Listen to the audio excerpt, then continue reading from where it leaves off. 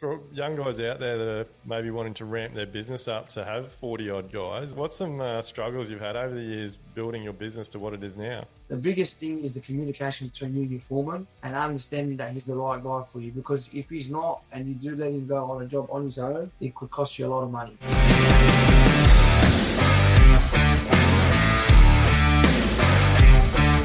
G'day guys, welcome back to another episode of Level Up. We are back in the office for this one today because we've got a cracking one for you. We've got Charbel here from Aria Carpentry and Construction. So look, this guy's absolutely nailing it. I've followed him on Instagram for a little while. Seriously, the carpentry work that he smashes out is pretty insane, and I take my hat off to him for having the size business that he does and running 40-odd carpenters, especially in the current environment. So welcome, mate. Thanks for coming on board. Thank you. Thanks for having me. Thank you very much. So, mate, let's jump straight in. You're a pretty young fella. How have you gotten into the industry and then managed to grow into such a large carpentry business? All right. So, well, look, I went through school. I was always a kid that wanted to get out, get on site, get into that building game. So where I wanted to start in the beginning was get into project management, right? And I asked a few people, what's the steps? What should I do? People like me, if you want to get your builder's license, you just go to TAFE. You're going to either do a bricklaying course or a carpentry course. You do your Cert 3, then you move into your Cert 4. I said, okay, that sounds pretty good. Which would I choose, carpentry or bricklaying? We went with carpentry. Thought it was a cleaner trade. I like the style, roofs and all that sort of stuff. I love the mathematics behind it. So I got myself into it, enrolled myself into TAFE, and then a couple of months in, found myself a job.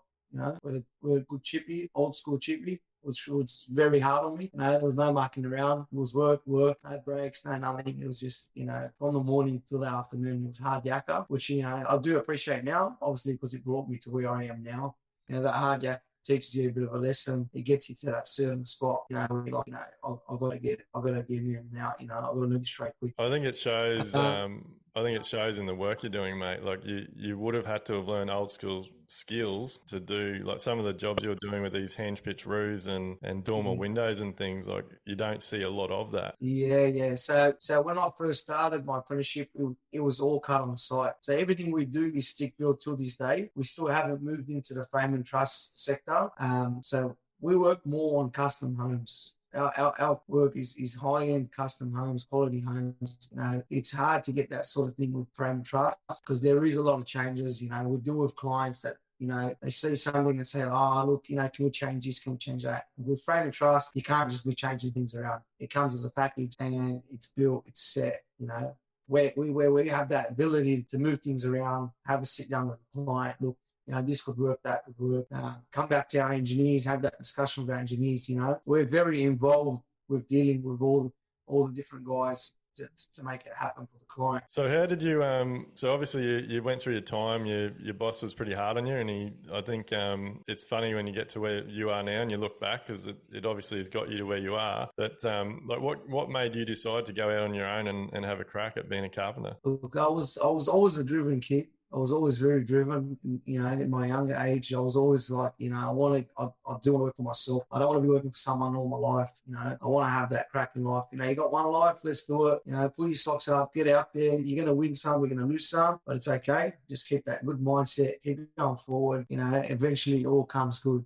I've always had that mindset, and that my dad drove that into me. Like, mate, get up. My dad pushed me every morning, 5 a.m., get up, I didn't have to be up at 5, but he was up, mate, get up, get ready, get yourself ready, you've got a big day, you got to do this, you got to do that. So my dad did push me, he was always there. It was a good reward when I just seen that it was such a good reward working for yourself. You have a little bit of flexibility, you earn that extra cash, and I just really put my head down, done my 3 years as an apprentice, and then I got qualified, and then just literally just said to my boss, look, man, I'm moving on. I'm going to do my own stuff. And he goes, mate, good on you. He goes, if you ever need anything, let me know down the track, and we'll help you out. And that's it, man. Started off with, got myself one apprentice. We're doing very small jobs. And then picked up another job. I said, man, I need another guy. Picked up another apprentice. And then from there, man, it just kept going and going and going. Got to about 7, 8 guys, and then I had about a good team. 7, 8 guys. Everything was going well.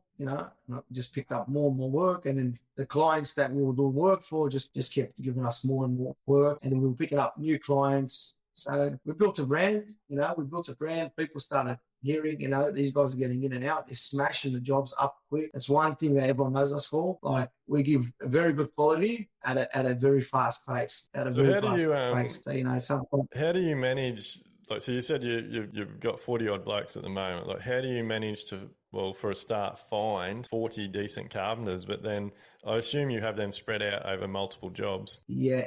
So over the years, it was more. So when we first started, it was word of mouth. We bring one guy, look, yeah, he's good. But what it was is the main thing was the training. We never had a carpenter come in that was sort of at my level where I could be like, okay, mate, go do this job for me. I'm going to give you 2-3 guys. There wasn't really much guys out there that were at our level that were still working for someone. If they were at our level, they were doing their own thing with the same thing what we were doing. They had 3-4 apprentices with them and moving on. But I had a bigger vision than that. I said, look, I don't want to just be that guy that has 4 or 5 guys or 7, 8 guys and I'm always there, having to bark at them, tell them, mate, you got to do this, you got to do that, So I sort of molded it around where I said, I'm going to teach these guys. So eventually I'm going to give them a job. I'm going to give them a status as a site foreman, as a site manager, and then I started to restructure my business where I really noted out the few guys that I knew that had it in them, and I put some more time and effort into them. And it was a lot of time after work where they'd come off site. We'd sit down, we'd look at the plan, and I'm all about colouring and getting everything set up and drawing out everything on the paper before getting on site. Because realistically for us as a stick build, when we come to do our cutting lists, right, we're pretty much working out the whole job in the back end, writing down everything that we're going to do, and then getting to site and understanding it. Yeah. So I realized that, that's where it's hard to teach guys on site because you're always on the go and you're trying to get it up quick and you're trying to do this, you're trying to do that. And you're like, mate, I'm not really learning everything. So I started to pull the guys off site and I'm like, come sit with me in the office and let's really have that time. If you ask me a question, I can explain to you in detail. Like, well, let's draw something up. Let's do calculations on how to calculate a roof. Let's do all this stuff together. And then I did choose a handful of guys. And then from that, I was able to divide them up and start to create team after team after team. So we run 5 teams. Sometimes we run 6 teams. I think, our team, mate, to have that mindset, because to be honest, you look like a young fella. To have that mindset, because that's what it's all about. And I struggle with that in my building business, but I'm really big on the pulling the team aside, team meetings, because you're right. We get so snowed under in just the running and the trying to get things done that people don't always get taught what they need to be taught. So you obviously saw the power in that and the value in putting that time into your staff, because it's paying back tenfold now because you've been able to set up 5 or 6 teams that can now run things, which allows you more time to step back and chase more work, I guess. Definitely. And we've sat down and we've worked things out on pen and paper, and now we've moved into softwares. We use I use the software now where I do all my markups, so it's nice and clear. And I draw lines and create all these different things where it just makes it so clear for these guys to understand. And so our structure of our teams is we've got our site manager, site foreman, and then we've got 2 leading hands underneath him. And then from there, we start to build off our 4th year, 3rd year, 2nd year, 1st year apprentices. So the site foreman deals with the clients, deals with all the sorts of things on site, any problems, and he's there to grind with the guys. And then and he's got his 2 leading hands to lean back on when he needs to say, okay, guys, I'm going to frame this side of the unit. One in hands, take 2 guys, 3 guys, go over to that side, start framing out this unit. And they work within each other where he's got that capability to lean on them, which that was another part of the structure I wanted to build. I just didn't want to leave a site foreman with 8 apprentices. It gets difficult. There's going to be a lot of guys standing around, and that's where we get our efficiency, where these little things that we do, where we have that little bit of structure within our business makes us efficient and makes us quick, and when you've got a leading hand overseeing 2-3 apprentices, your quality does become better. I think that can be an area where a lot of builders and tradies can go wrong, because that's where a lot of added extra unnecessary pressure comes in. If you've got lead people on site or very qualified people on site and they're having to hold everybody's hand and teach everyone and fix things up, like they begin to lose their passion, which then shows in their quality of work and their attitude around work and those types of things. So I think that's a really good structure to have, where you've because one thing I really hate in this industry is you see all types of trades that might have themselves and another tradesman, and they'll have 3, 4, 6, 8, 12 apprentices, and it just puts everyone under pressure. And it the definitely apprentices does. don't get taught properly. That's right. And like last year we had a lot of rain, right? Last year was ridiculous. We had 100, I think it was around 120 days of rain last year. It was terrible. Like we weren't getting able to get some days into work. Like we lost so much of the year. So I did take advantage of it, where I brought each individual team in, and before they started the job, because we had so many rain, I said, mate, let's not go home. Let's come over to the office. Let's get into the boardroom. Let's put up the plans of the job that's coming up, and let the whole team understand what's going on. Even if it's the first year apprentice, let him ask a question. Let him put his hand up in the boardroom and say, why do we do this? Let him have an understanding. And then once you get that little bit of input from everyone, you start to understand each person's character. And when you start to understand the characters, you understand where to position them in the business. Yeah, so and it makes your team members feel like they're part of something too. Like they're not just turning up, kicking their boots around every day. But mate, I think it's awesome. Like you mentioned that you do all your color coding and your cutting lists and things. Like I think that's a really good sign of a successful business and a business that's got systems and processes. Because again, you don't want to be turning up to site the day you're starting a frame and having to be standing there scratching your head, looking at drawings, trying to figure everything out. I learned from my lessons where I got to the site one day, I was scratching my head. What am I going to do here? What am I going to do there? And I said, no, I got to put an end to this. This is like we're losing time here. Time is money. We've got to get this job up. We've got other jobs waiting for us. We don't want to let people down. You were saying before we started recording, so I actually thought you were just doing all the labour. But you're actually supplying. You said you're doing the like all the like the stick frame and roof framing. You're doing structural steel, and I think you said you're even doing some cladding as well, where you're supplying all the materials. Like that's a pretty big risk. So like I imagine over the last couple of years, you've probably taken a few hits with the jobs you've had on. Yeah, definitely. Look, it was a tough time. When COVID started, everyone knew about the price hikes in timber, and it was continually going up month by month. And like I was telling you earlier, we had locked in jobs, and as we started, we started on a price, and then within a month, materials gone up. And if we've done the first stage where we've done the frames and done the floor for the guys, and we're waiting for the builder to erect the scaffold, erect the party wall, get the site ready for us for the second stage, we've lost a month there, and then we've gone into the second hike of the timber going up. So it was very hard at the time, because we are a supply install business.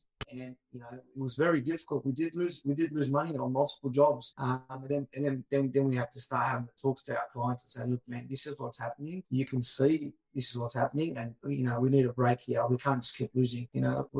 We understand business is a win and lose, but we can't continuously keep losing. We need to have that chat. We need to sit down. We need to have a meeting. We need just to understand where we're coming from, and especially at the time of the shortage, being such a big business in the carpentry industry in Sydney, New South Wales, we did have like a lot of rights to the timber, because we are the biggest guys out there, and everyone was being like, we've got to keep supporting these guys, because in good times and bad, you got to support the guys that are the big timers. So we weren't really let down with supply, but it was just controlling the price hike. Yes. And our builders, were very fortunate to have someone like us that was able to get that sort of supply for them, because some guys were sitting with slabs free for months because they couldn't get material on site. And, we were there doing that, and, we pushed through that time and made it happen for all these clients we're working for. Yeah. So what's your structure with that? Like, so a lot of your work is taking on basically all the carpentry tasks, structural steel, claddings on a job for a builder. So are the builders sending you, I assume they're sending you plans and scopes of work, and then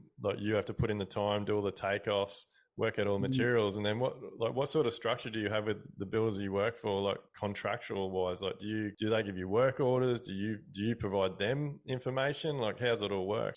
So what they do, they obviously send us structure. They send us the architectural plans, structural plans, and then we sort of have sit down and scope through the job. You know, what do you guys want us to include? You want us to do stick build the whole way through, no structural steel, with structural steel.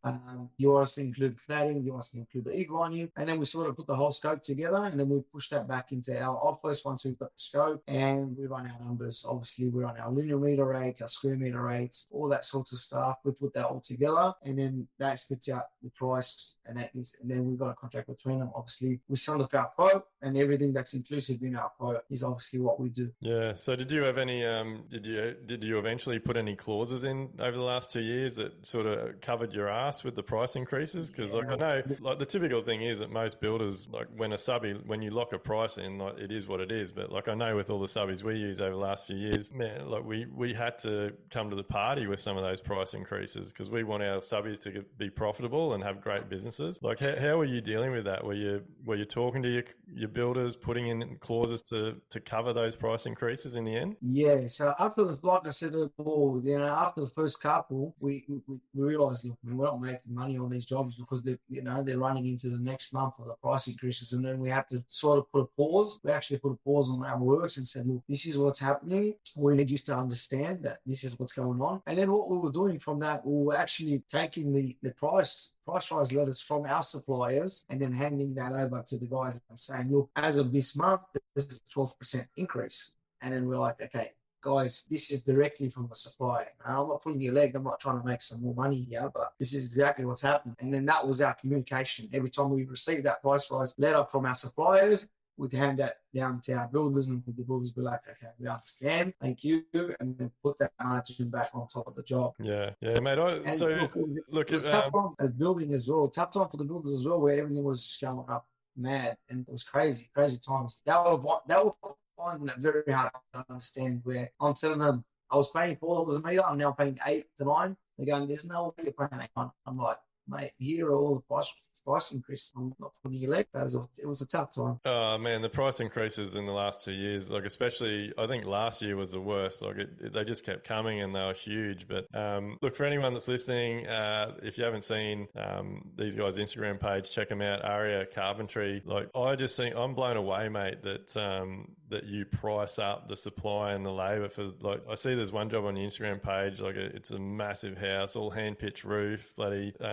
octagons and dormers with curved roofs on them. Like you obviously have a passion for what you do, but I imagine you spend a shitload of time in your office trying to figure these things out, how many man hours it's going to take, how much labor it's going to take. Like it's you've got to be passionate to put that time and effort in, don't you? Yeah. There's a lot, especially that job there, there was a lot of time and effort that would be put into it. Like you said, we pretty much, in the tender process, we pretty much ran the job like we had the job. We had to do the takeoff of the whole job, and that took us a while to take that whole takeoff, And obviously you got your buffer where you've got your wastage that goes into material, You obviously do the takeoff, and then there's wastage that comes behind that. And then there's some things that you don't pick up. And we went through it night of night, which the foreman that I allocated to that job, and it was something that he hadn't done before. And I said, look, I'm by your side. If you do get stuck, I'm there with you. And which did happen. I had to get out there on sometimes the job, and there was some difficult parts of that job where we got stuck, and we had guys standing around going, we're scratching our heads, we're losing labour here, we've got to get our budget. This how many days we budgeted for the job. And then that's what dragged us back into the office in the afternoon after that day. And mate, we need to solve this tonight, because if we get back there tomorrow, we're going to be losing too much money, too many guys standing around. So, that's how it was. And that's how you just learn from that, where you always got to take that step back. You got to visualize it. You got to sit back in the office in a calm place. You got to map it out, and you always get it. And like you said, it is the passion that gets you through. Very passionate about it. Like a lot of the work you do is pretty full on. So imagine like you're working for pretty quality builders. And I think like the builders, to have someone like yourself that is prepared to take on that risk, especially on a house like that one, like it's got to be a bit of a stress relief for the builder. But like, is the builders on those types of jobs on site all the time, like helping your guys out and problem solving and that sort of thing? Or do you just rock up and the job's basically yours until you finish the framing? We'll be back after a quick break. Sorry to interrupt, guys, but we've got to thank our sponsors, because without them, we can't keep delivering you this incredible podcast. So massive shout out to DPS Constructions, Quoties, Live Life Build, and 44 Gallon Films. Make sure you go and check those guys out, support them so that we can keep delivering you this incredible podcast. The thing is, you know how it is in the building industry. Everyone works in a different sort of way.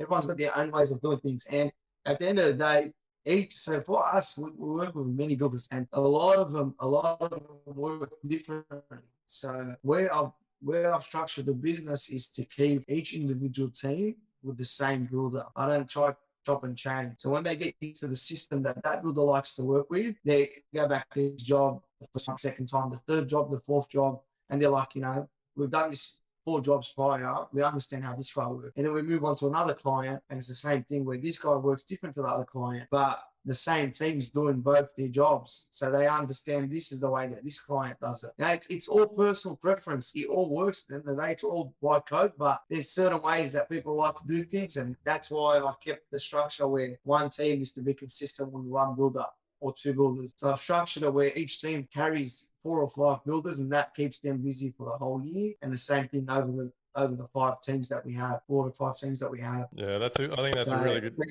That's a really good way of doing it. I think because, like you say, like every builder's got their own way of doing it. If that builder, like I see huge value in that as a builder. Like if you know every job, you're going to have the same team turning up that you can communicate with. You don't have to keep telling them the same thing over and over again. Like that's so much value. So like you're really just this big value add to a builder. Like you're coming in, you're taking on all the carpentry service of the job, you're providing materials, you're doing a fixed price contract, and you're also doing a lot of problem solving when it comes to the hand pitching the roofs and those types of things. So, mate, what's some issue like for young guys out there that are maybe wanting to ramp their business up to have 40 odd guys? Like, I'm sure you've had some struggles. Like, what's some struggles you've had over the years building your business to what it is now? Yeah, over the years, there's been a lot of struggles. Like I said to you, there's been a lot of times where, you've given guys the opportunity, like performance, starting that foreman off, they still need a lot of work. Starting them off in that position, like I said to you, I don't have many guys that just walk in and they've been doing it for 10, 15 years and I can just let them go and say no worries. And, I have full trust. And the biggest thing is the communication between you and your foreman and understanding that he's the right guy for you. Because if he's not and you do let him go on a job on his own, it could cost you a lot of money.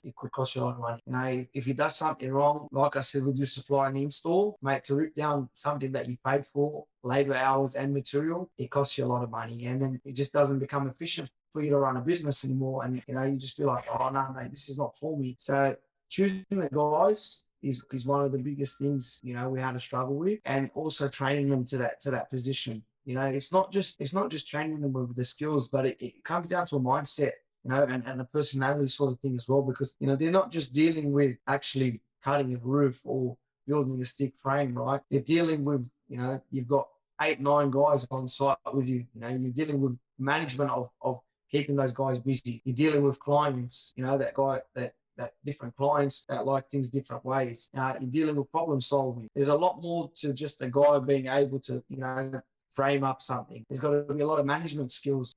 There is times where, where everything does pause and he needs to get on the phone to the client and say, mate, like your concrete is stuffed up here. We've got to do something about it. And then we start problem solving for the concreter. And then the bricklayer's done this and you've got to start problem solving for the bricklayer. And then you end up saying, mate, I'm sort of being the builder here, aren't we? And that's what we fall into the trap most of the times as chippies, because everything revolves around us. We build the whole frame and everyone follows in. So our eye for detail needs to look into all these other aspects. We've got to make sure this is how the roof treater likes his roof battens done, or this is the way we've got to set the fascia for him.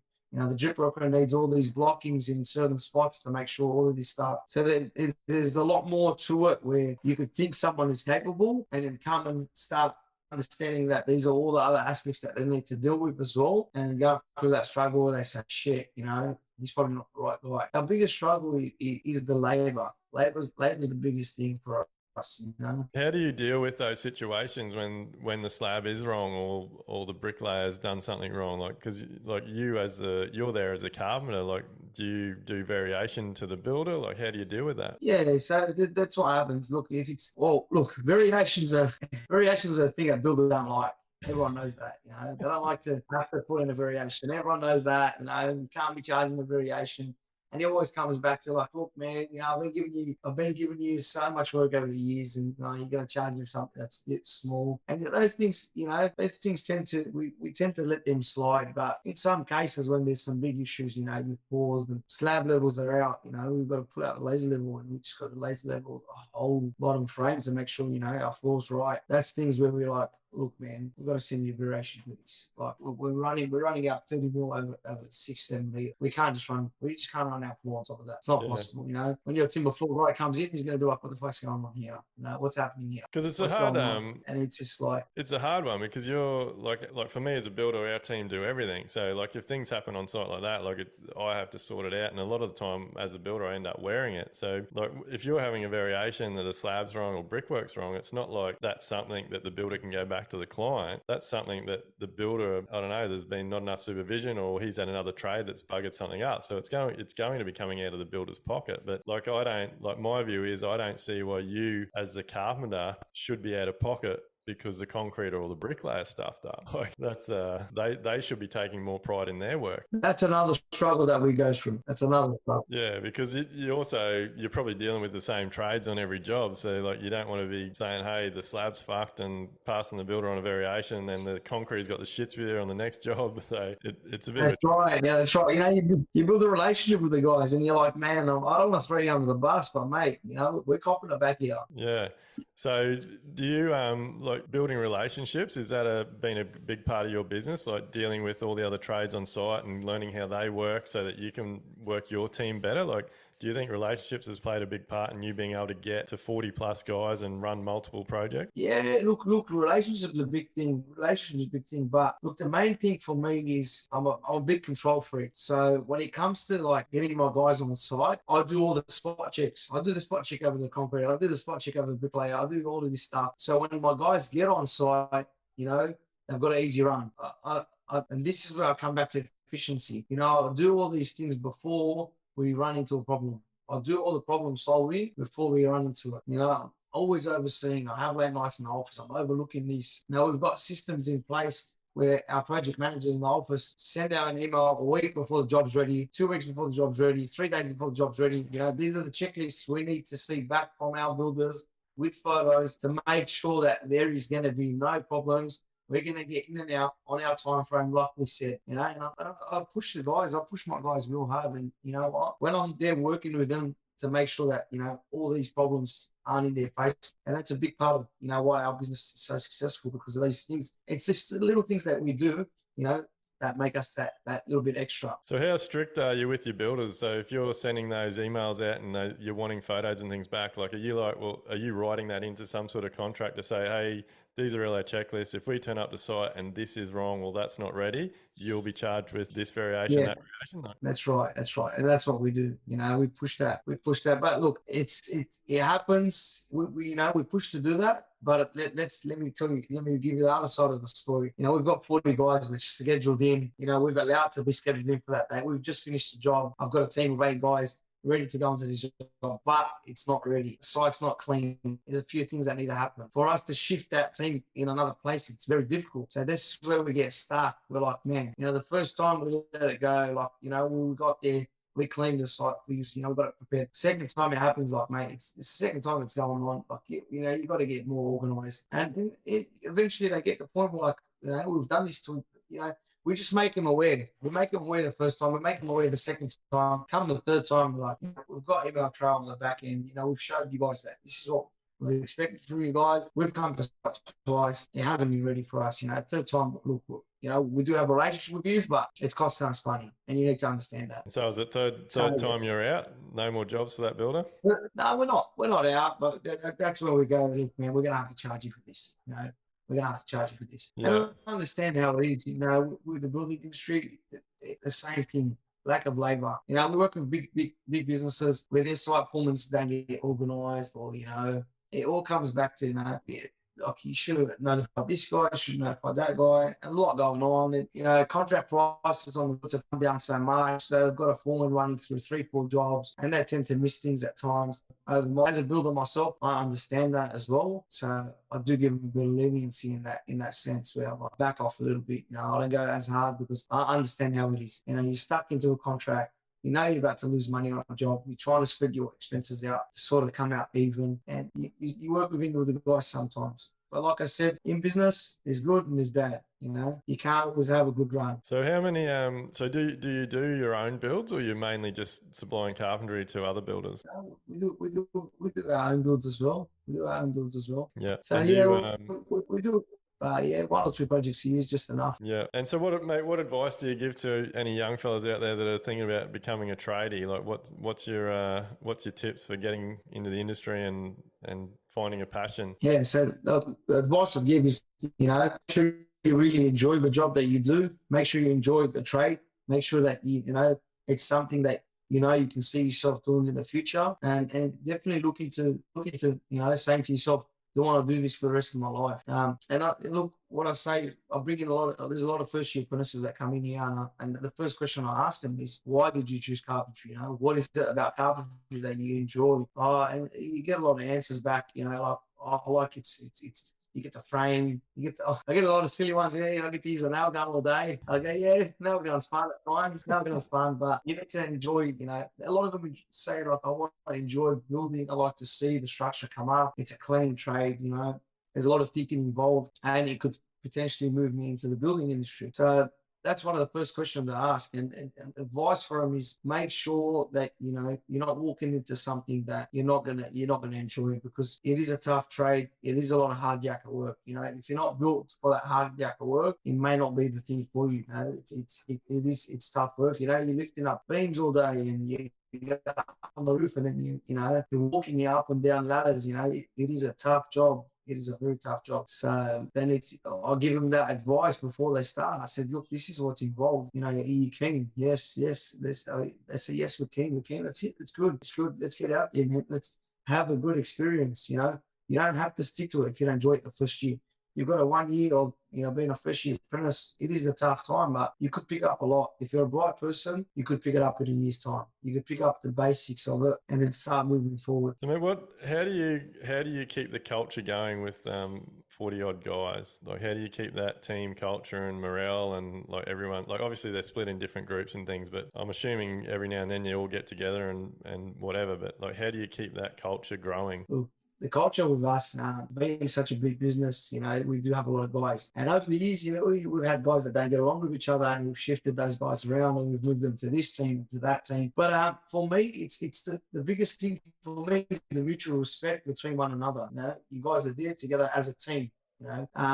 As a team, you're going to have mutual respect. I understand this guy's a first-year apprentice and this guy's a tradesman, but at the end of the day, without the first year there that day, mate, you guys are going to struggle. So you got to respect the fact that you got him there for you. And we've got the tradesman there that day, you're going to struggle. So you need to have that mutual respect between each other, where you all understand your positions, and you all understand, if I was to pull this guy out of the team today, you guys would struggle, and you don't want to be struggling day to day. And they understand, where I've done that in the past and said, look, mate, if you aren't getting along, I'm going to pull 2 guys out and tell me how you guys feel about it. And they're like, oh, okay. No. We did struggle that day. We understand where you're coming from. Yeah, because that is one of the hardest parts of being a boss, isn't it? Like, just managing everyone, because everyone's got different personalities and opinions and work ethics and all types of things. So yeah, it can definitely be a struggle as an employer to manage all those different expectations and opinions and things on a daily basis. Yeah, for sure. It is. It's a full-time job, understanding, every single guy's personality, and then every time I have a review of my guys, I ask them, how you guys traveling, what do you got set for your future? Where are you moving forward? What are your goals for your next couple of months? What do you want to learn? And we've got a sheet where we record all this stuff every time we have a review. And I've broken it down into, broken down to frames, floor, and then you've got the functionality as well that we've run into it. And I've broken it down, and I give them a rating. So there's a site foreman 1 out of 10 for each individual breakdown, and then there's a rating. The site foreman gives a rating, their personal opinion on how they, and then rating. We tally that up and look and say, mate, you're sitting about 60% here. We want to get you to 90%. What are we going to do? Type this up. Say, okay, this is what we're going to work on. This is what we're going to get you to work on.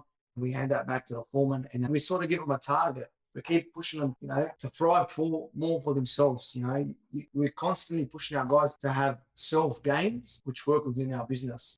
That's the biggest part of having the culture in the business. That's what drives the guys to consistently work harder and push more and want to achieve more, because we're constantly pulling them in and saying, mate, you're lacking off here. Why? I don't want to see this lacking off. Or you need support here. Let's give you that support. Let's get you up to where you need to be. And they really appreciate that. When they come in and they go, this is such a good thing that I'm understanding where I'm like. And it all comes back down to having that sit down offsite, having that chat to them, and and they're going, okay, now I'm going to go home. I've got the weekend to think about what I need to work on, and I'm going to come to work on Monday hungry for this. I think that's I love the fact that you said you have those one-on-one meetings, but more importantly that you're asking them their goals, and you've got some sort of rating system, because that's just showing that you're invested in them and you want them to do well. And when you give people that sort of feedback and you take the time and show them that you're interested in them, they get more invested in your business. They really become a key player, and they know that you're helping them develop, and they know that you're wanting them to achieve certain things. So that sort of stuff pays back tenfold in your business. Yeah, definitely does. I've seen it over the years where I've pushed guys so hard to the point where I'm just constantly driving them up the wall. I said, mate, I want to see you do better. I don't want to see you go backwards. And they really respect that fact, where I'm really pushing them to become a better person of themselves. And that comes back to the personality thing where I understand where one guy's down, another guy's up. I always want to bring everyone up to that level. But the big thing is when you bring guys up, sometimes, they take a bit of advantage. You've got to put them back down and go, look, take it easy. We've stepped you up, but you can't be going around barking too many orders out of position. You got to take it easy. We're working on you, but you can't bring other people down the business. Everyone needs to understand their position, and that's why we've built an org chart to get everyone to understand their position. So each individual team has an org chart drawn up. This is the foreman, 2 leading hands, and this is the next guy in charge, and he comes all the way down. Yeah, that's so awesome. What's the plans for Aria? Are you happy with the 40 odd guys? Do you have plans to grow that? Do you have plans to get out of Sydney? Or are you're pretty happy with where things are going? Look, we're pretty happy where we're at the moment now. We're pretty happy. Look, there's always things to work on, and there's always more systems that we need to do, and there's a lot more that we can make better.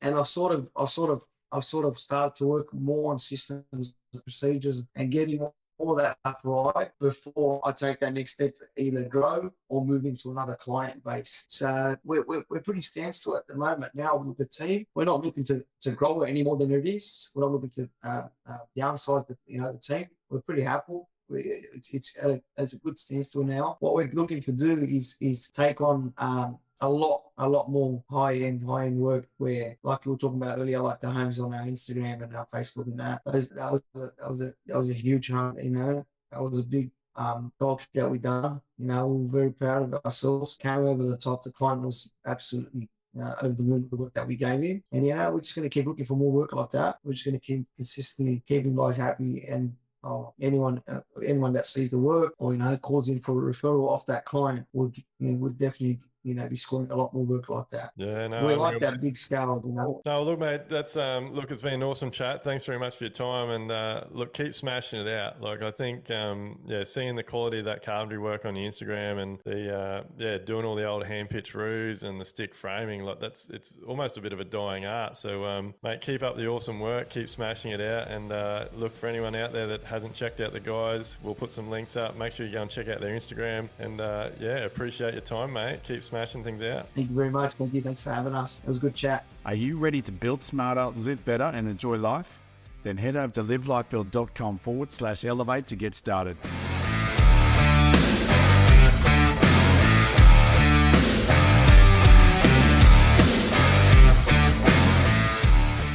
Everything discussed during the Level Up podcast with me, Dwayne Pearce, is based solely on my own personal experiences and those experiences of my guests. The information, opinions and recommendations presented in this podcast are for general information only, and any reliance on the information provided in this podcast is done at your own risk. We recommend that you obtain your own professional advice in respect to the topics discussed during this podcast.